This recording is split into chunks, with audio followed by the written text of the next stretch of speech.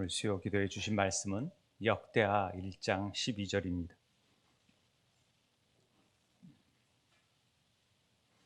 역대하 1장 12절, 제가 가진 성경은요 656쪽입니다. 구약 656쪽, 역대하 1장 12절 한 절만 보도록 하겠습니다. 한 목소리로 우리 봉독하겠습니다. 시작. 그러므로 부와 재물과 영광도 주리니 내 전의 왕들도 이런 일이 없었거니와 내 후에도 이런 일이 없으리라 하시니라. 아멘. 오늘이 재정 강의 마지막 시간입니다. 사실은 한 5주를 더 하려고 그랬는데 이쯤에서 제가 해야 될 게 있어서 마무리를 하고, 그래서 좀 오늘은 좀 이렇게 개괄적인 부분에 있어서 정리하는 시간을 갖도록 하겠습니다. 오늘 제목이 5가지 부의 비결이라는 제목입니다. 5가지 부의 비결. 이 제목은요, 제가 책의 제목에서 따왔어요. 어떤 책이냐면 이 크레그 힐이 쓴 5가지 부의 비밀이라는 책입니다. 그렇게 두껍지 않은 책이라 금방 한 30-40분 집중해서 읽으면 읽을 수 있는 책인데, 제가 꼭 우리 교인들에게 필독서로 권하고 싶은 책입니다. 그리고 이걸 가지고 우리 특별히 사업을 하시는 분들, 또 직장 생활을 하시면서도 이런 재정에 하나님의 도구가 되고 싶은 사람들은 함께 소그룹을 해서 함께 좀 디스커션을 나눴으면 좀 좋겠어요. 그래서 한번 기회가 된다면 같이 나누면서 세밀하게 어떻게 해야 5가지 부의 비밀, 하나님의 부를 우리가 누릴 수 있는지를 함께 살펴보고자 합니다. 원 제목은 96%의 사람들이 모르는 5가지 부의 비결입니다. 정확하게 영어로 보자면 96% 사람들은 모르고 4%만 안다라는 거죠. 이 비밀을. 그러니까 알려줘도요, 적용하는 사람은 4%뿐이 없어요. 설교 말씀을 들어도 그 적용하는 사람이 4%뿐이 안 된다는 거죠. 아무리 귀한 비밀을 알려줘도 적용을 해야 내 것이 된다는 것입니다. 그런데 듣고 흘려버리면 끝이에요. 그러나 한마디라도 이렇게 한번 살아봐야겠다 결단했을 때 놀라운 여러분의 삶이 달라질 수 있는 좋은 동력이 되어진다는 것을 한번 생각해 보고 싶습니다. 이 책의 서론에 이런 말이 있습니다. 로버트 기요사키라는 분, 여러분이 한 번쯤 보셨을 것 같아요. 누구냐면 부자 아빠 가난한 아빠를 쓰신, 그래서 아마 아마존에서 굉장히 베스트셀러였던 리치 데드 푸어 데드, 어떤 아버지가 될 것이냐, 어떤 경제학적으로 재정에 관해서도 얘기한 부분이 많은데, 이 기요사키라는 사람이 어떤 흥미로운 통계를 가지고 접근을 했습니다. 사람마다요, 돈을 쓰는 게 다 다르대요. 성장 배경에 따라서 돈을 어떻게 쓰느냐가 굉장히 다 다르다라는 것을 통계학적으로 제시합니다. 자, 100사람에게, 100명에게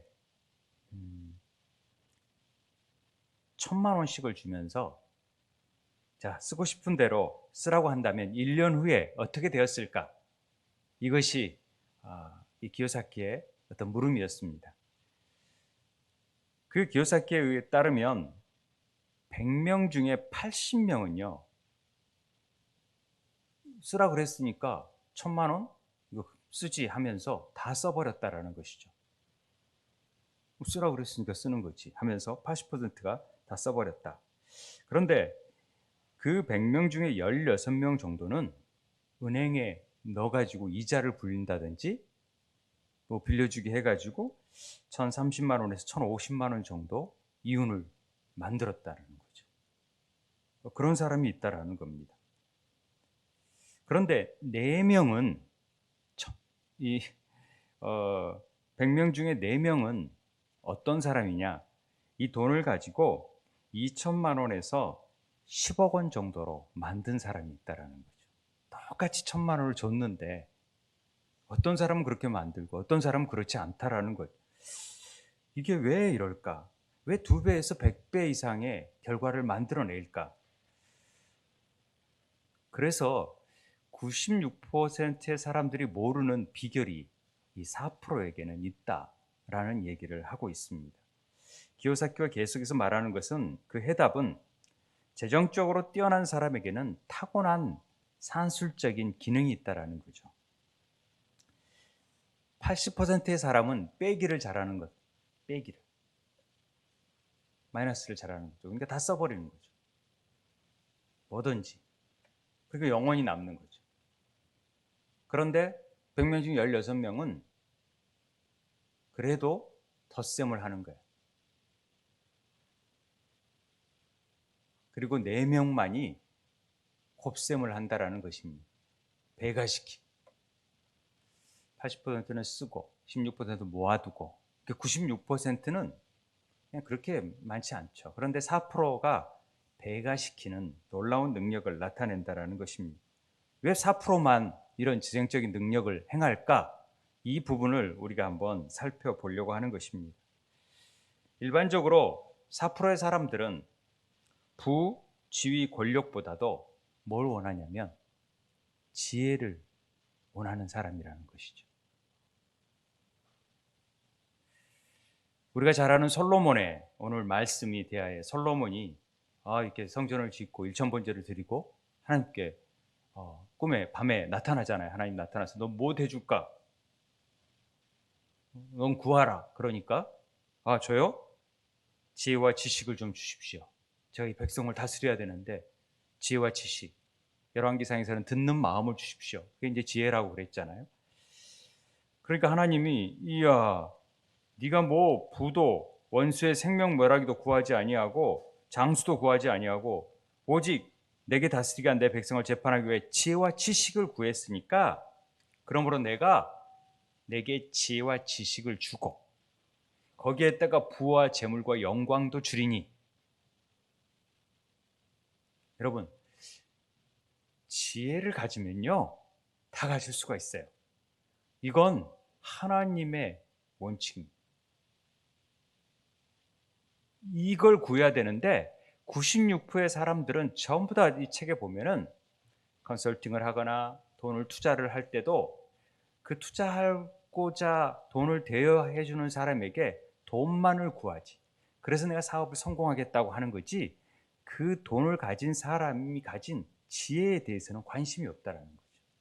근데 한 사람이 당신의 지혜를 나는 갖기를 원합니다 라고 함으로 인해서 그 사람이 나중에 봤더니 러시아의 거대한 갑부가 되어졌다는 것을 이제 신뢰로 보여주는 내용이 나옵니다. 아무튼 4%의 그 사람들은요, 지혜를 가진 사람들은 돈을 완전히 빼앗겨 버려도요, 금방 2년 내에 부를 이루어 버린답니다.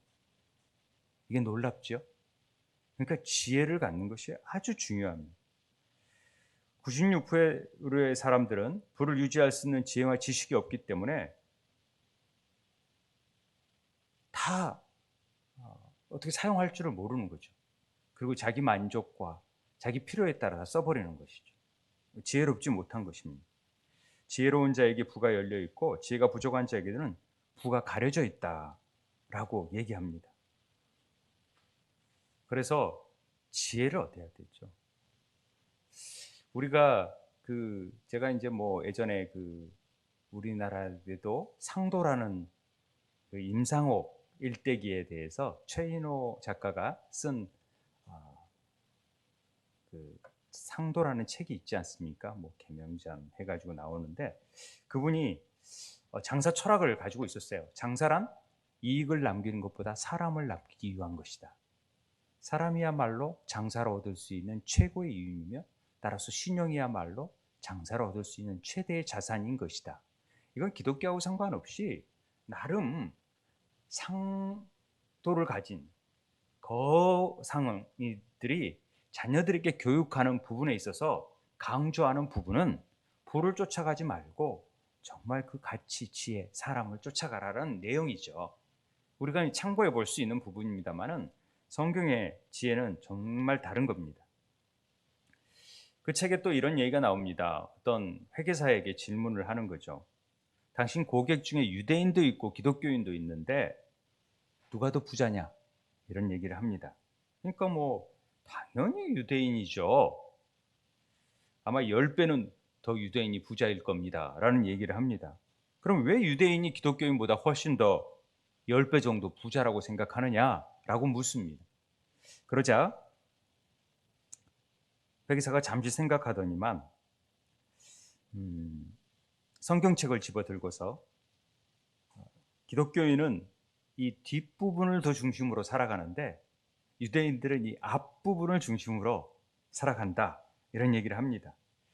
그리고 유대인들은 이 앞부분의 원리라도 생명을 걸고 지키면서 나아가는데 기독교인들은 그 뒷부분에 그 은혜를 너무나 은혜라고 생각을 하면서 별로 지키지 않는다라는 것이죠. 말씀을. 여기에 큰 차이가 있다. 그래서 유대인들이 성공하는 것 같다. 이런 표현을 했다라는데 제가 굉장히 일리가 있다라는 생각을 했습니다. 유대인들의 대답을 들어보면요. 기독교인들은 믿음을 제대로 이해하지 못하고 있는 것 같다라는 얘기를 유대인들이 하는 것입니다. 왜냐하면 성경의 기본적인 원리가 정말로 하나님의 말씀을 생명을 다해서 지키고 이루어내고 듣고 지키고 실천하는 것들이 돼야 되는데 그런 게 너무 기독교인들이 약하다는 거죠. 그냥 은혜만, 천국만 가면 된다라는 생각으로 그 부분에 있어서 실천적인 삶을 살지 못하니까. 그런데 유대인은 반쪽짜리잖아요. 그러면서도 그 반쪽짜리에 재정에 관한 하나님의 원칙들을 세세하게 지킨다라는 거죠. 기독교인들이 특별히 구약은 뭐 너무 오래된 것 같고 율법적이니까 그건 안 지켜도 된다라고 생각하는데 그래서 아마 이런 재정적인 원리가 구약에 많이 나와 있으니까 더 유대인들이 부자로 사는 것 같고 기독교인들은 월세 내고 사는 것 같다. 이제 이런 표현을 합니다.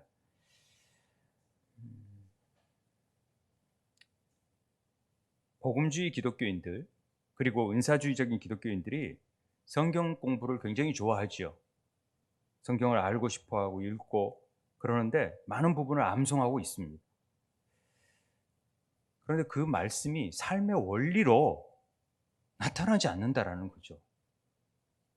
우리는 훨씬 신약에 있어서 율법의 완성적인 측면에서 거대한 말씀을 가지고 있으면서도 성령을 동행하고 살면서도 성령님이 우리 안에 거주하면서도 그 일을 이루지 못하고 있다는 것은 너무나 안타까운 일이에요. 얼마든지 더 풍성한 삶을 누릴 수 있는 조건이 우리에게 주어졌는데도 그걸 활용을 못하는 거예요. 그게 안타까운 거죠. 구원받아 천국 가면 되니까 뭐 그냥 적당히 사는 이런 베이스가 늘 깔려져 있어요. 그 우리가 천국 가는 게 목적입니까?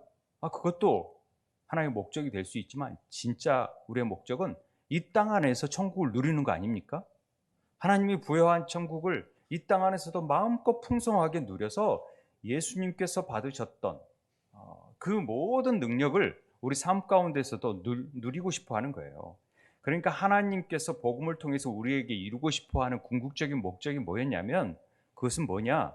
바로 우리가 속사람이 강건하여져서 아까 기도한 대로 성령의 전이 되어져서 성령께서 말하시는 데 따라서 행하고 이루어 갈 때 결과적으로 이건 어떤 의미냐면 본래 하나님 형상을 가진 우리의 모양대로라는 삼위일체 하나님이 우리와 함께 교제하고 사귀고 그 요한 1서에 나오는 사귐이라는 단어가 있잖아요. 연합되어져서 사귀는 관계. 그래서 매사에 하나님의 뜻 가운데 이 일을 어떻게 하면 좋을까요? 라고 그 겨자씨만한 믿음을 통하여서 얼마든지 우리 삶 속에서 하나님의 능력을 나타낼 수 있는데 우리가 그 믿음을 발휘하지 못한다는 거죠. 이게 너무 안타깝다는 거죠. 목사님은 잘하냐? 저도 그런 부분에 약하다는 거죠, 우리가.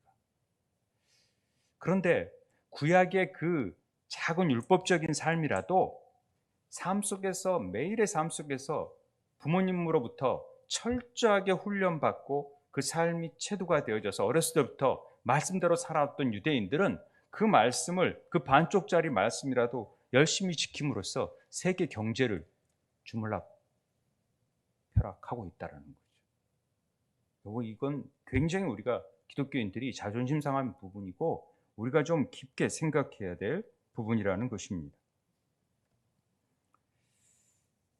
성경을 공부하지만 성경 원리대로 살지 않는 것과 성경 공부는 하지 않지만 그 원리대로 사는 것 둘 중에 우리는 무엇을 더 해야 될까요?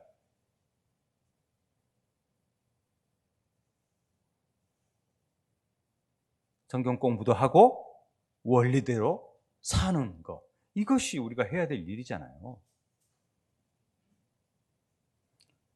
96%가 모르는 5가지 부의 비결이 뭐냐? 오늘 그걸 간략하게 시간 안에서 제가 하려고 합니다. 자, 첫 번째, 그건 뭐냐? 이 책에 보면 1장에 여러 항아리를 사용하라, 이런 내용이 나옵니다. 무슨 말인가? 돈을 어떻게 저장하고 어떻게 쓰는가와 관련이 되어 있는 부분이에요. 우리가 처음으로 알아야 될, 우리가 소득이 있거나 돈이 주어졌을 때 행해야 될 일이라는 거죠. 4%의 사람들과 96%의 사람들은 돈을 완전히 다르게 쓴다라는 것입니다. 96%의 사람들은 번 돈에 집중합니다. 그런데 4%의 사람들은 번 돈을 어떻게 쓰느냐에 집중을 하는 것이죠. 이게 다릅니다. 여러분은 어디에 속해 있어요? 번 돈에 집중합니까? 어떻게 쓸 것에 대해서 집중하고 있습니까? 4%의 사람들이 생각하는 가난한 사람은 누구냐? 가난한 사람은 매달 버는 돈의 100%를 쓰는 사람, 아니 그 이상을 쓰는 사람을 가난한 사람이라고 정의해요. 4%의 사람들은. 대부분의 96%의 사람들의 소득의 양에 따라서 부자와 가난한 자를 정의해요. 대부분은 그렇잖아요. 우리 돈이 많으면 부자고 없으면 가난하다, 이렇게 정의를 내리지만은 4%의 사람들은 그 소득을 어떻게 사용하느냐에 따라서 저 사람은 부자구나, 저 사람은 가난한 자구나. 그러니까 돈을 아무리 가지고 있어도 잘 못 사용하면 그 사람은 가난한 자가 되는 거고, 돈이 아무리 적어도 그것을 지혜롭게 잘 쓰면은 저 사람은 부자구나, 이렇게 정의한다라는 것이죠.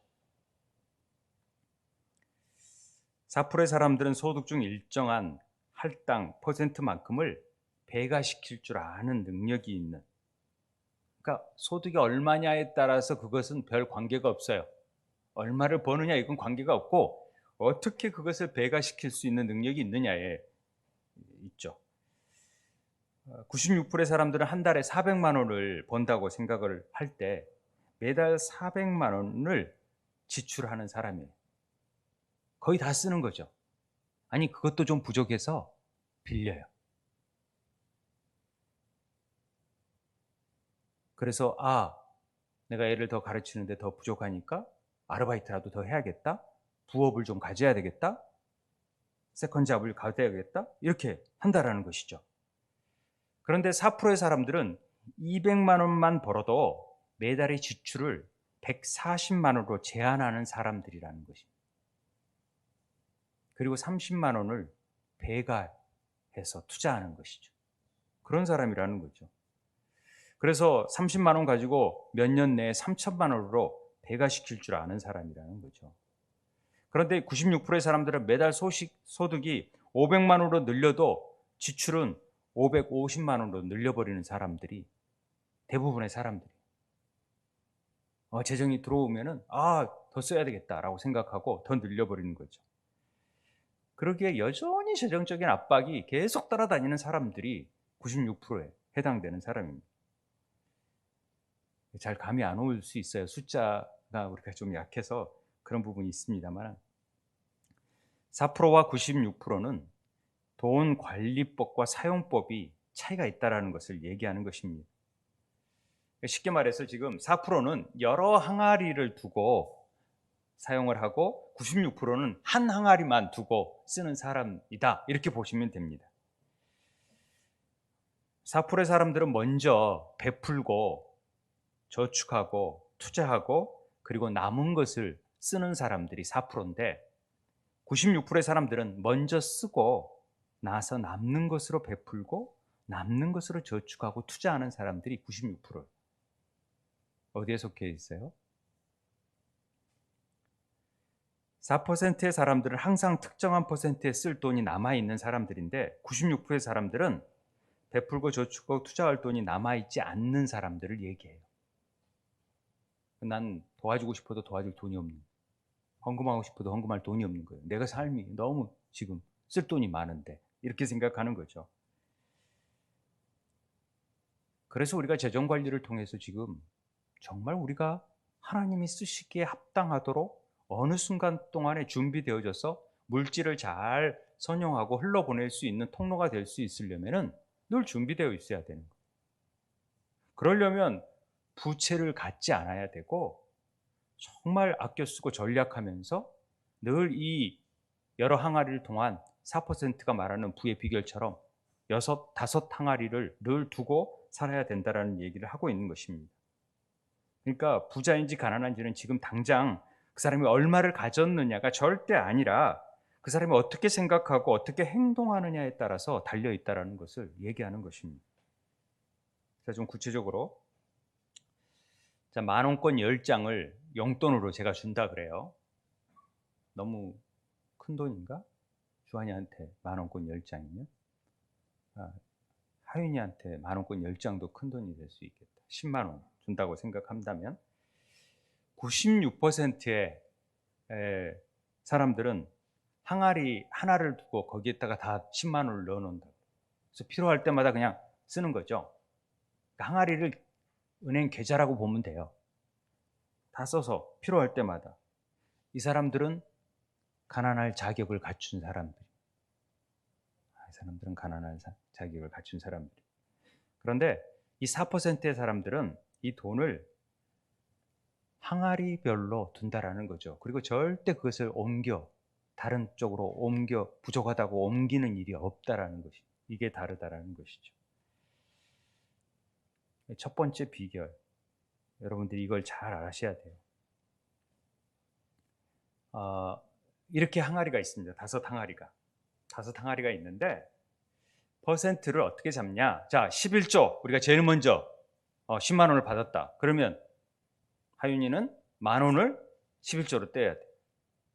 그래야겠지? 11조를 다 떼야 되니까. 지금 그럴 거 아니야? 그럴 거지. 10만 원 용돈 받았으니까 11조를 딱 띄니까 10,000원을 딱 띄고, 그 다음에 이 11조는 이 돈이 하나님께로부터 왔고 모든 재정의 주인이 하나님이신 것을 고백하는 우리의 신앙 고백이니까 하나님의 돈이란 마음을 가져야 이 재정을 하나님이 주관하신다라는 것을 고백하는 우리의 심령이 되어지니까 이게 굉장히 중요하다라는 거죠. 11조를 가지고 믿지 않는 사람들이 그건 교회에 막 돈 벌기 위한 수단이다 이렇게 얘기하지만은 우리가 지속 가능한 공동체를 이루기 위해서 11조를 통하여서 우리는 공동체가 이루어지는, 우리 공동체가 유지되는 일들이 생겨나고 이웃들을 도울 수 있는 삶이 되어지는 것이죠. 그래서 이건 하나님 사랑의 표현입니다. 11조. 이걸 뭐가 이렇게 말할 필요도 없이 그렇다라는 거죠. 우리 생명의 삶 공부에서 늘 다루는 거니까. 무엇이 하나님의 것이고 내 것이 아닌지를 하나님이 시험해 보는 것을 11조를 통해서 시험할 때가 참 많으세요. 하나님의 돈을 하나님의 목적에 맞게끔 쓰일 수 있도록 내어드리는 훈련, 이것이 11조입니다. 그렇기 때문에 11조로는 반드시 구별하는 거죠. 두 번째는 헌금 항아리를 둬야 됩니다. 11조하고 헌금은 좀 다르죠. 감사 헌금, 구제 헌금 이런 게 있듯이. 그래서 그 항아리 돈은 긍휼이 필요한 사람, 또 교회에 헌금하지 않더라도 내가 도움을 좀 줘야 되겠다라는 사람이 있을 때 언제든지 꺼내서 쓸 수 있는, 재난을 당한 사람이 있다. 그랬을 때 우리가 수해 입은 사람들을 좀 돕다. 그랬을 때는 여기에서 해놓은 거에서 빼내서 드릴 줄 알아야 된다. 언제든지 하나님 필요에 따라서 했을 때 여기에서 꺼내서 쓸 수 있어야 된다. 그러기 위해서 이걸 준비하는 것이죠. 하나님이 사람들을 사랑하시기에 우리는 도움을 받을 필요가 있는 사람들을 도울 준비를 해야 되는 거예요. 그러기 위해서 헌금을 준비하는 거죠. 그런데 10만 원, 만 원 하고 헌금은 10%라고 적어져 있지만 10,000원 해도 되고, 나는 지금 쓸 돈이 너무 많으니까 쓸 돈을 80%를 쓴다면은 이 헌금 저축 투자 부분이 적어지겠죠. 그러니까 나는 5,000원만 해야겠다. 상관없습니다. 3,000원만 해야겠다, 헌금을. 3,000원을 하는 거죠. 10,000원은 11조, 3,000원은 헌금, 이렇게 둔다라는 거죠. 세 번째가 저축이에요.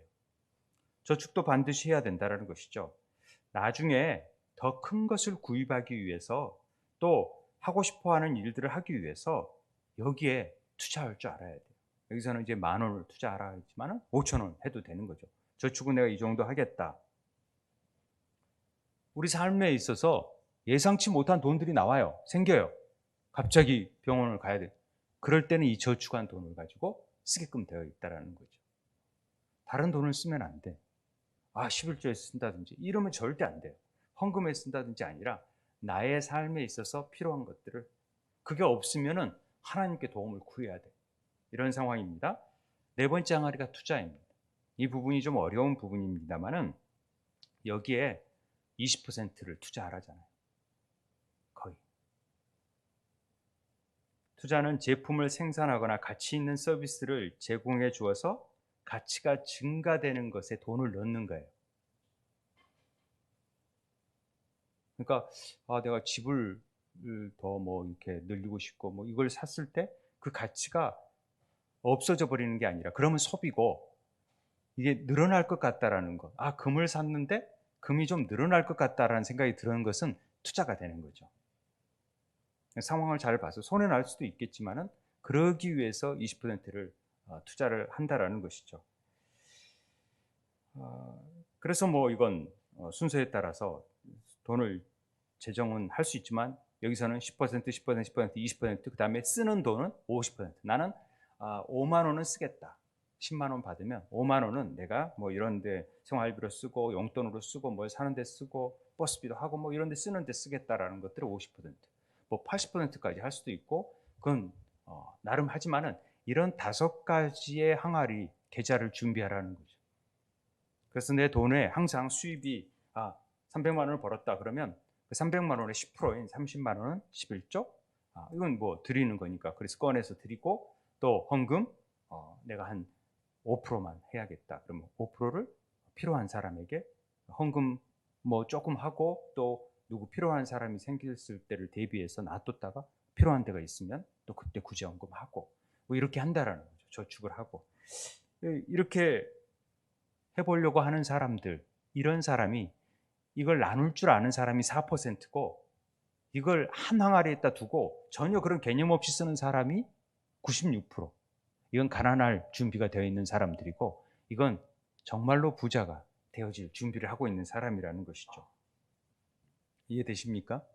이걸 좀 구체적으로 나누고 싶은데 시간이 없어서 빨리빨리 넘어가겠습니다. 두 번째가 뭐냐, 이제 부자의 항아리 5개 항아리 원리고, 그래서 우리 재정 강의, 이 김희진 간사의 재정 강의 그거 들으면은 다 봉투가 있어요. 다 거기다 넣게끔 만들어요. 그리고 다 가계 기록부 쓰게끔 만들고 재정 강의를 들어보시면 그런 게 있습니다. 두 번째가 이제 비전에 집중하라입니다. 비전. 4%의 사람들은 자기가 왜 하나님께서 자기를 부르시고 이런 목적을 위해서 이런 사업을 하게 하고 이런 직장을 다니게 한지에 대한 분명한 비전을 가지고 있는 사람들이 있어요. 그런 사람들과 그런 비전 없이 그냥 사는 사람들이 있어요. 이건 96%고 그런 비전을 갖는 사람들이 4%라는 거죠. 96%의 사람들은 그러니까 늘 돈을 추구해요. 그러나 4%의 사람들은 이 하나님이 주신 비전을 쫓아간다는 거죠. 근데 그 비전을 쫓아가다 보면은 반드시 돈은 따라오게 돼 있어요. 하나님의 원리가 그래요. 호세아서 보면은 내 백성이 지식이 없으므로 망하는도다. 잠언에 보면 묵시가 없으면 백성이 방자에 행하리. 이게 비전이 없으면 백성이 방자에 행하거니와. 그런 뜻이잖아요. 그러니까 이 비전이 있는 것이 비전이 없는 자들은 망하게 되어 있다라는 거죠. 하나님 말씀 가운데. 비전 없이 늘 그냥 돈을 추구하고 사는 사람들은 왜 돈을 버는지, 벌어서 뭘 하려고 하는지를 모르고 있는 사람들은 절대로 부자가 되어질 수 없어요. 그런데 어떤 비전이 있다. 그런 사람들은 이 비전을 이루기 위해서 나는 이 일을 해야 되는데 그러기 위해서 물질이 필요하고, 그래서 하나님이 그 물질을 구하고 쓰여질 수 있도록 행하는 것입니다. 우리 교회의 비전을 생각해 봅니다. 우리 교회의 비전이 뭘까? 우리는 개척을 했을 때 아무것도 없는 교회였잖아요. 그런데 하나님이 주신 비전이 있었어요. 정말 영혼 구원과 다음 세대를 세우는 일에 하나님이 강하게 우리를 밀어붙이셨어요. 그러니까 물질이 오는 거예요. 그래서 이걸 이룰 수 있도록 하나님이 만드시는 거예요. 그리고 더 크게 일을 이루실 거라고 저는 믿어요. 우리가 그 비전을 움켜잡고 있으면 열방의 재물을 모을 수 있거든요. 왜? 하나님의 것이니까. 그리고 하나님의 일을 이루기 위해서 그 재물은 쓰여질 수 있으니까. 우리가 그걸 욕심을 내거나 우리의 유익을 위해서 쓴다 그러면 절대 그 재정이 오지 않죠. 그런데 하나님의 뜻과 하나님의 뜻에 맞춰서, 그 비전에 맞춰서 그 일을 행한다면은 우리가 일을 행할 수 있습니다. 그래서 우리는 늘 하나님께서 내가 무엇을 하도록 하기를 좋아하시는지에 대해서 자꾸 물어봐야 돼요. 하나님, 제가 이걸 통해서 뭘 하기 원하세요? 라고 자꾸 물어봐야 돼요. 나는 무엇을 하는데 기쁨이 있고 즐거워하는지를 자꾸 또 물어봐야 내 비전이 뭔지를 알죠. 직장 다니면서 정말 마지못해 죽을 둥 살 둥 먹고 살려고 나 진짜 이 짓 한다 막 이러면서 다니는 사람들에게는 비전이 없는 거예요. 어떤 게 아니라 정말 이 기쁨으로 이 일을 행할 줄 알아야 돼.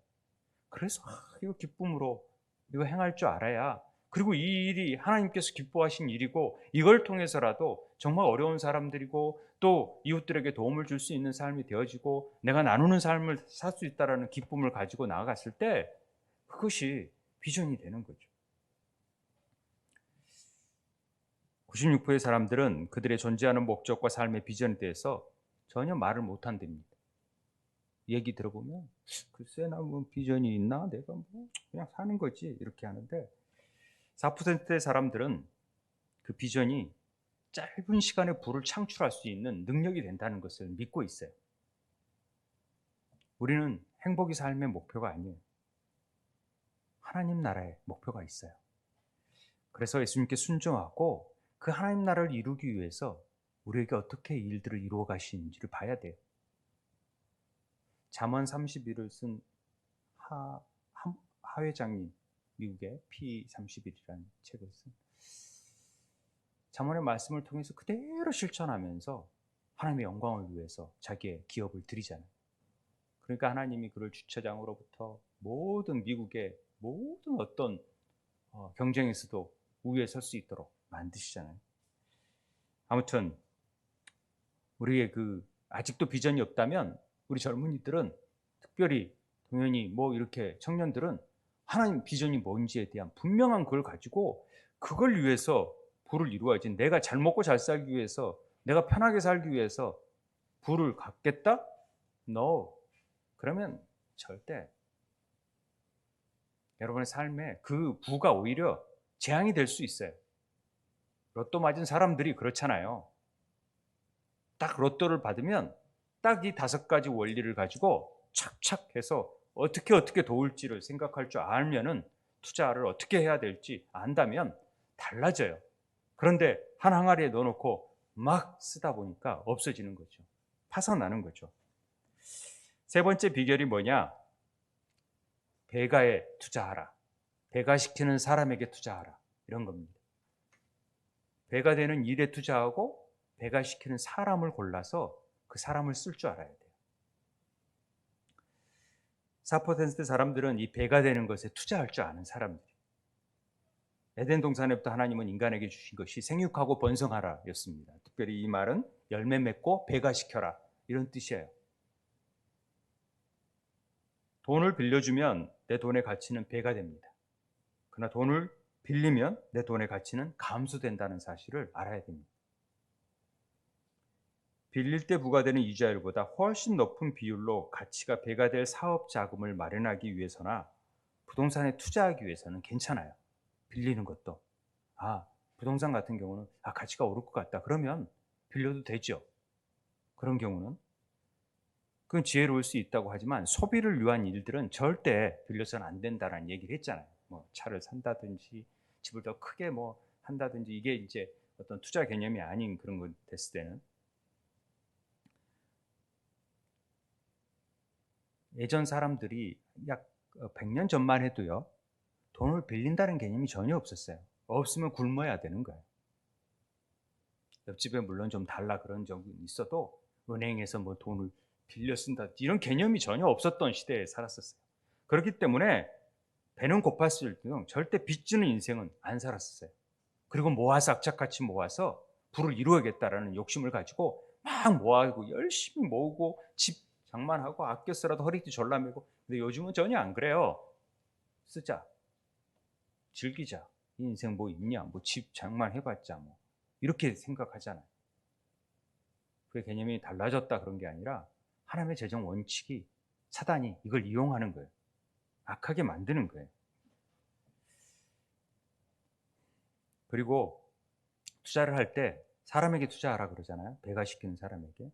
그러니까 사람 중에서도 그걸 잘하는 사람에게 맡길 줄 알아야 돼요. 자녀 중에서도 그걸 잘하는 사람에게 맡겨야 돼요.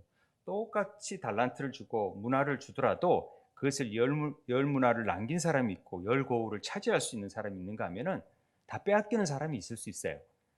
그건 잘 알지 못하지만 맡겨보면 알아요. 교회 일도요. 맡겨보면 예를 들어서 어떤 사역들을 맡겨보면 저 사람은 일들을 배가할 수 있는 사람이고 정말 저 사람이 가면은 막 모여지고 막 부흥하고 이런 일들이 있는데 또 그 사람만 가면은 다 흩어져 버리는 사람이 있을 수 있어요. 이걸 잘 판단해야 돼요. 다 맡기는 게 아니거든요.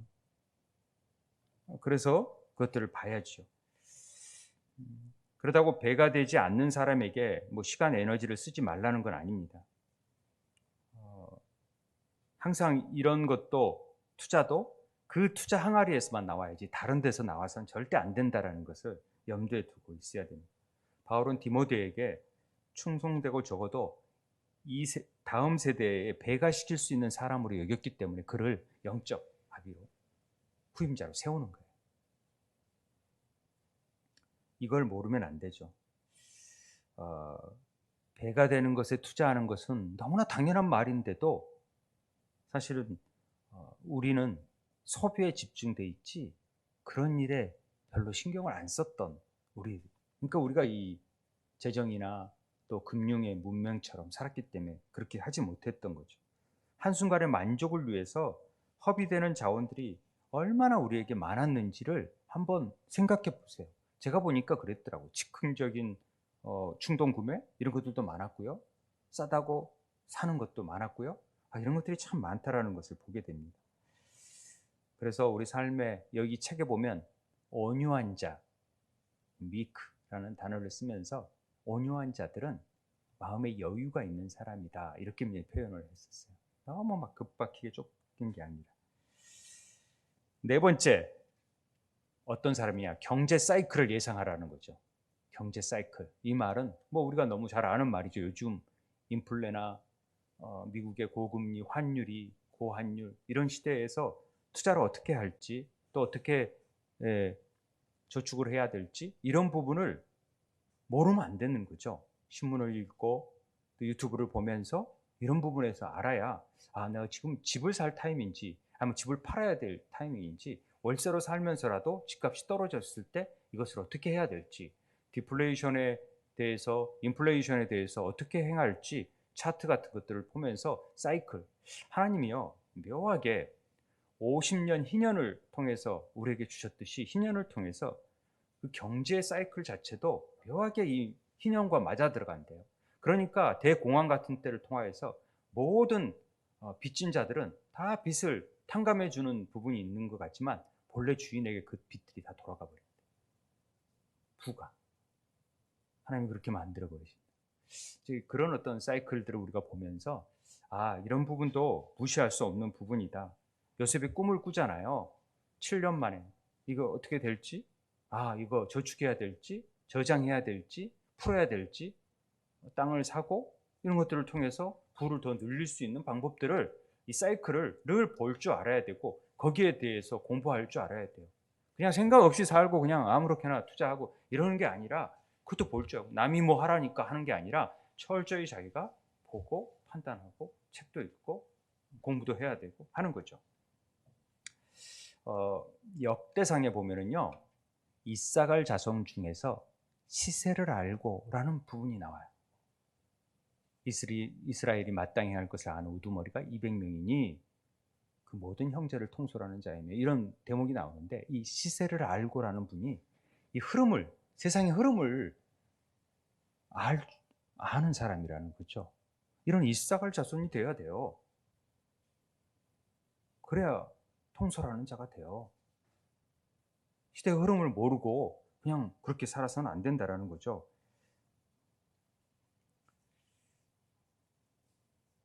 우리가 어떤 위기 속에서도요, 공황 속에서도 어떤 사람들은 다 IMF 때 망한 사람이 있는가 하면은, IMF 때 훨씬 현금을 둠으로 인해서 그 싸게 나온 물건을 다 산 사람들은 부자가 되었어요.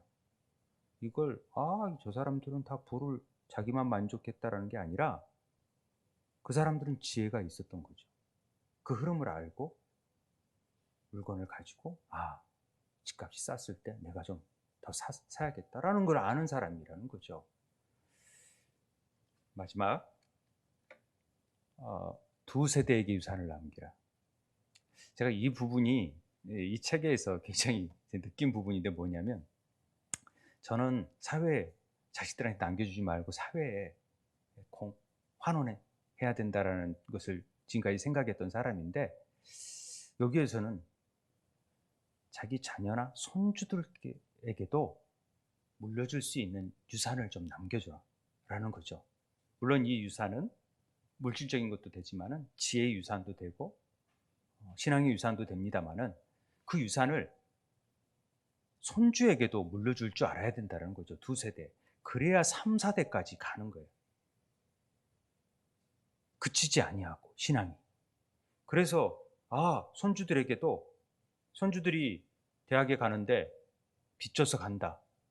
그러면 계속 빚에 잡혀서 가는 거예요. 그런데 할아버지가 대학 등록금은 내줄 테니까, 네 집은 내가 하나 사줄 테니까 이거 해라 했을 때, 그 신앙의 유산을 잘 물려받아서 더 멋지게 투자하고 그런 면에서 더 멋지게 나아가는 게 유대인들의 모습이라는 거죠.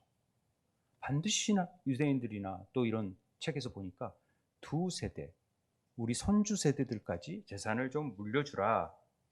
잠언에 보면은요, 선인은 그 산업을 자자손손에게 끼쳐도 죄인의 재물은 의인을 위하여 쌓이느니라.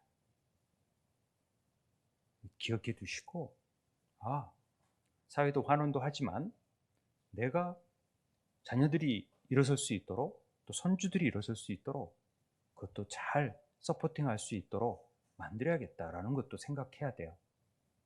그런다고 구두쇠처럼 모으는 게 아니라, 쓸 때 잘 쓰고 투자할 때 하고 나눌 때 나누고 이렇게 하면서 그래야 하나님 물질이 더 충만히 따르고, 그 물질이, 그 재정관이 우리 자녀들에게 또 손주들에게도 미쳐서 그렇게 되어진다라는 것입니다. 너무 급하게 한 권의 책을 하다 보니까 머릿속에 막 여러 가지 남겠지만은, 이 4%는 5항아리, 96%는 한 항아리. 비전에 집중한다. 공급에 집중한다. 배가 되는 것, 이자가 지불하지 않는 것에, 그리고 같이 절하되는 것에, 많은 이자를 지불하는 것에 내는 길 원하느냐? 사이클로 돌아가는 경제를 보기 원하느냐? 직선적인 경제를 되기를 원하느냐? 두 세대에게 남기기를 원하느냐, 전혀 남기지 않기를 원하느냐, 이런 어떤 차이가 있다라는 것이죠. 정리하자면 그러는데, 알아도, 가르쳐줘도 이대로 행하기가 쉽지 않아요. 우선 먹기가 지금 죽겠는데 뭔 이거 뭐 5항아리 뭘.